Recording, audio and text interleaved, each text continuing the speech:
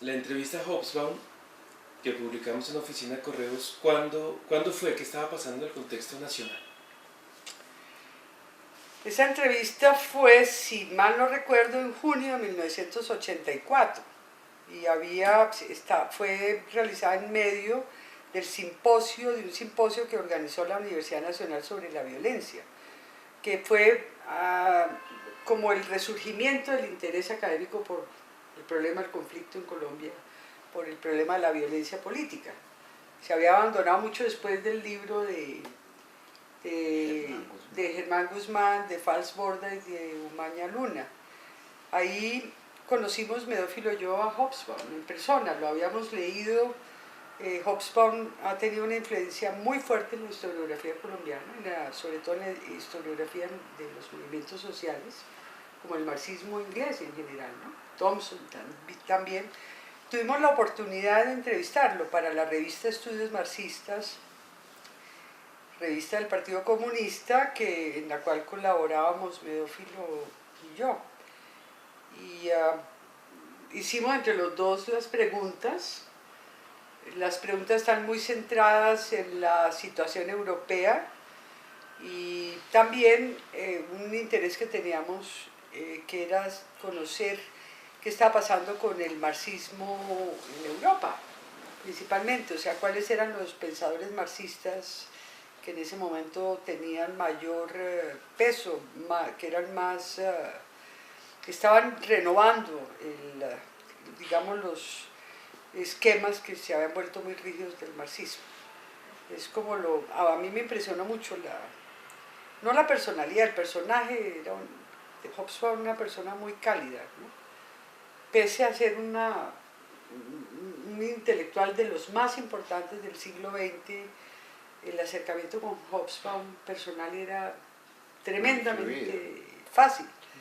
Entonces ahí humanamente fue un contacto, por lo menos para mí, muy importante, que me va a permitir después irme a Inglaterra y que haber recibido el apoyo tan importante de Hobsbawm en términos intelectuales y personales, emocionales, afectivos, para mi trabajo sobre Juan de la Cruz Varela. Sí, esa entrevista es una pieza pues útil de leer hoy e interesante, ¿no? Porque expresa la capacidad de Hobsbawm de comprimir en párrafos breves situaciones mundiales. Se vivía en el mundo, por un lado, desde el punto de vista económico, social, el paso de un capitalismo anclado en los estados-nación al capitalismo globalizado, y en la entrevista se ve la descripción o la percepción de esos pasos. Por otro lado, en Gran Bretaña constata Hobsbawm las dificultades, los retrocesos del marxismo, menos que ciertamente en Francia, pero perceptibles, y se refiere a la huelga de los trabajadores mineros. Ahí empata con el tema de la desindustrialización.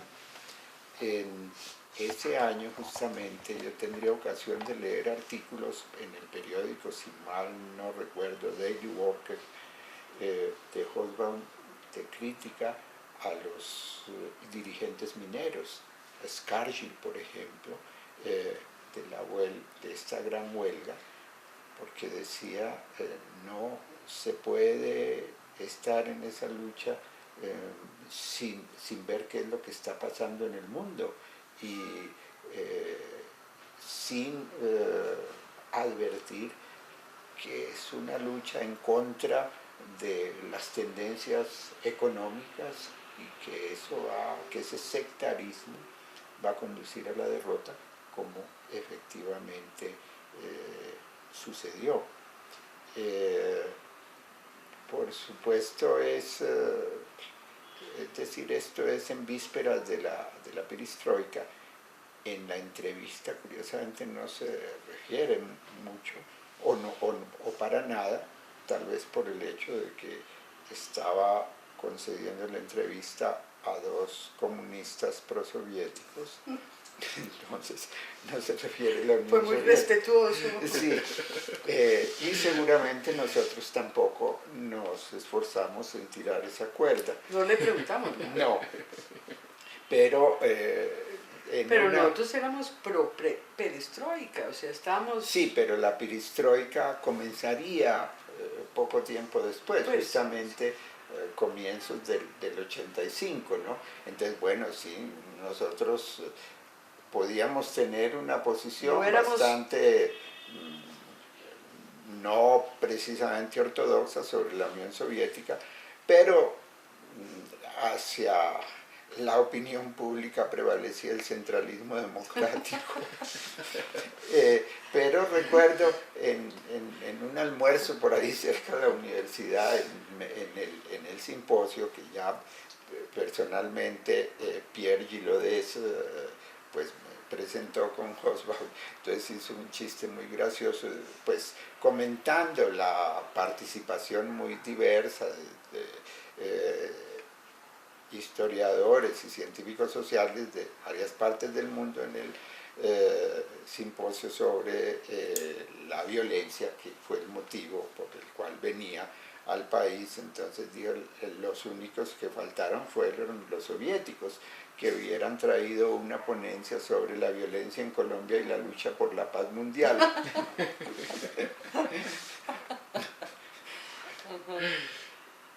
Y bueno, esa descripción, por ejemplo, o esos apuntes que hay en la entrevista sobre la pérdida de espacio del sistema de interacciones vinculado al espacio del Estado-Nación, es muy aguda, ¿no?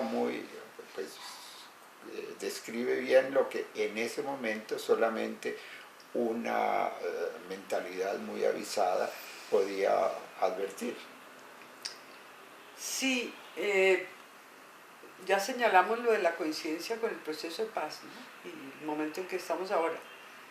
Ahí vale la pena tener en cuenta que el primer trabajo que hizo Hobsbawm sobre Colombia fue sobre el movimiento agrario, la violencia. Fue de los primeros que leyó el trabajo de Umaña Luna, Fals y Guzmán. O sea, uno lee ese trabajo de Hobsbawm del año 63 y se queda impresionado de que en tan poco tiempo, porque no estuvo más de 3 meses en Colombia, si ves los pie de páginas, ¿no? Las citas, estaba perfectamente al día de la poca y de la escasa bibliografía, y pese a que son polémicas sus hipótesis, pero sí nota uno una agudeza muy grande en la comprensión por ejemplo, esa relación entre el problema campesino, el problema agrario y la violencia,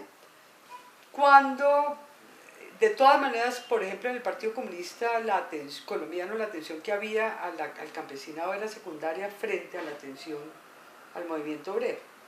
Entonces yo señalaría esa agudeza de Hobsbawm de salirse de los cánones marxistas clásicos para poder entender, y él fue una atención permanente, Hobsbawm, al problema campesino en el mundo colombiano, que siempre lo vio como un problema con muy claras singularidades en América Latina, por ejemplo. Entonces creo que aun cuando eso no lo tratamos ahí porque no estaba todavía Claro. en nuestra mente, me parece que es interesante hoy día subrayar eso, en la atención que Hobsbawm le puso a Colombia. Y cuando lo haces tú, pues es como resulta al verlo muy obvio. ¿Por qué? Porque yo creo que en esas entrevistas nació lo que será tu obra posterior, la biografía de Juan de la Cruz Varela. ¿Por qué? Porque lo interesante es y es una constante muy fuerte en el trabajo de Hobsbawm y en su visión, sobre todo a países como Italia y por supuesto América Latina, de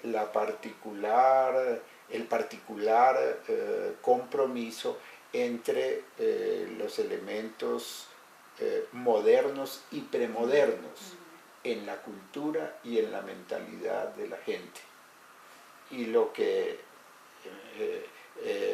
se ve en la lectura de Juan de la Cruz, bueno, se ven muchas cosas, ¿no? Pero este personaje que tiene allí en lugar prominente de la sala de su casa la Virgen del Carmen, y bueno, y que al mismo tiempo es una mentalidad moderna, de esta modernidad de la Ilustración y del liberalismo radical, pues ahí claramente es ese el compromiso. Por eso no es gratuito ni inexplicable que le hayas puesto mucha atención a viajar a la Gran Bretaña y a aconsejarte con Hobsbawm para la realización de ese trabajo, ¿no? Sí, ya estaba como, yo no me acuerdo ya, si yo ya había empezado, que lo empecé además por sugerencia tuya, porque él dijo, él se fue para la Unión Soviética a terminar su doctorado. Entonces me dijo, mire, si alguien no entrevista a Juan de la Cruz Varela, Juan de la Cruz Varela se va a morir, y Medófilo ya lo había empezado a entrevistar. Sí. Y hágalo usted, porque además yo estaba en ese momento muy cansada de la cosa sindical, porque yo había venido trabajando sobre sindicalismo, o sea, fue una pura casualidad. Por supuesto que cuando yo ya me empecé a trabajar eso y sabía el interés que Hobsbawm tenía en el campesinado colombiano, por eso acudí a él. Le escribí y inmediatamente me dijo sí, yo le ayudo a venirse para acá, pero pues no había hilado tan delgadito esa conexión que tú acabas de hacer explícita. No sigamos porque vamos a terminar haciendo un psicoanálisis.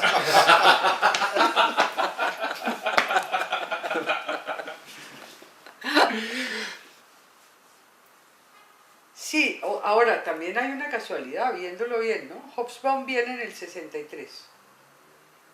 Está todavía muy fresca la violencia llamada clásica. Y viene en el 84, en otro momento muy crítico, muy importante del país, ¿no? ¿Tú recuerdas cómo termina? Porque nosotros le preguntamos qué opinaba, qué sentía respecto al proceso que estaba apenas iniciándose con Belisario Betancur y las FARC.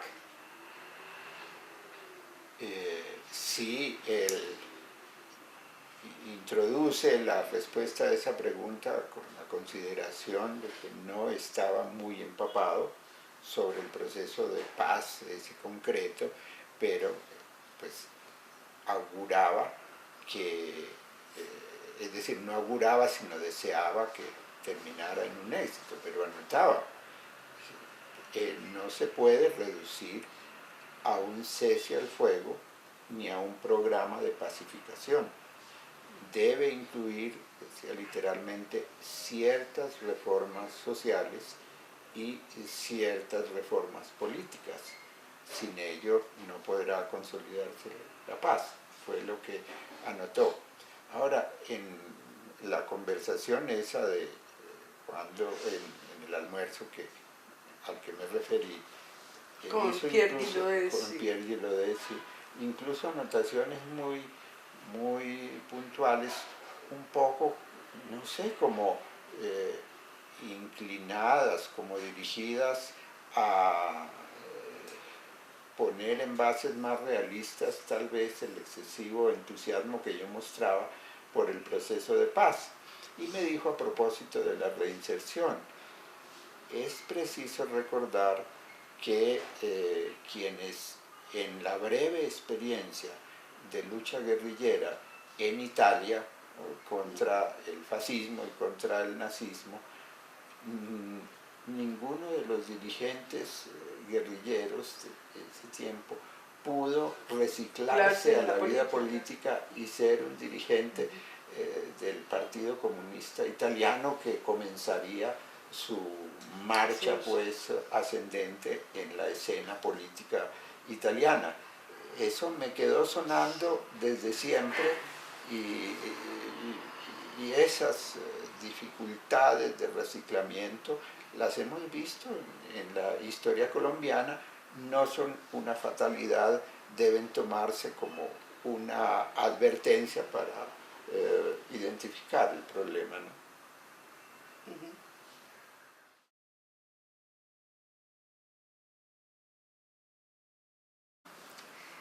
Revista del Partido Comunista, en la cual colaborábamos Medófilo y yo. Y hicimos entre los dos las preguntas. Las preguntas están muy centradas en la situación europea y también un interés que teníamos que era conocer qué estaba pasando con el marxismo en Europa, principalmente, o sea, cuáles eran los pensadores marxistas que en ese momento tenían mayor peso, que eran más...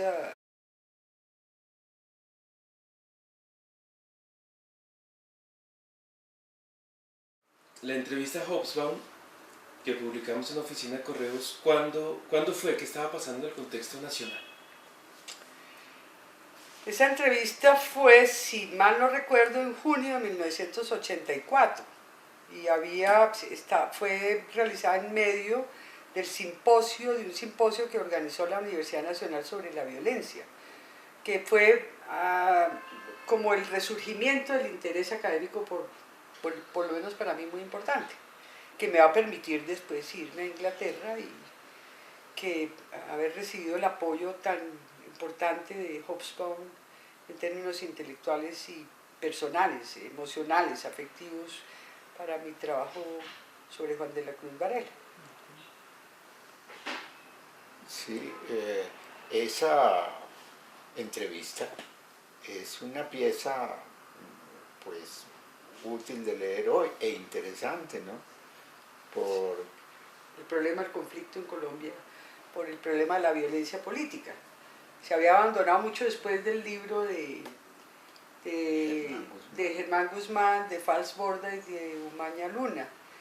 Ahí conocimos Medófilo y yo a Hobsbawm en persona, lo habíamos leído.